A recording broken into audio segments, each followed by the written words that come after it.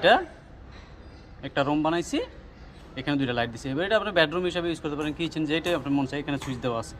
তো আপনাকে কি বলবে যে এই সকেট এটা কত বাই কত। তো এটাকে দেখেন ডবল টিক দিছি আমি, ডবল একটা দুইটা দাগ দিছি। তো এটা কি বলবেন 3/6 জিআই বক্স, এটাও 3/6, এটা 3/3। পাওয়ারটা গেল। যদি বলে এবার এগুলো ওয়ারিং কীভাবে করবো, পাইপিং কীভাবে করবো, এই যে ডিবি দেখছেন, এখান থেকে একটা পাইপিং না এখানে দিবেন মেইন, তারপরে এখান থেকে এখানে মিলাই দিবেন, তারপরে এখান থেকে এখানে মিলাই দিবেন, তারপরে এখান থেকে এখানে মিলাই দিবেন, আবার এখান থেকে আরেকটা এই যে রিং সার্কিট। ঠিক আছে, এইবার আপনি কিভাবে ওয়ারিং করবেন, একটা রেড, একটা ব্ল্যাক, একটা আর্থিং।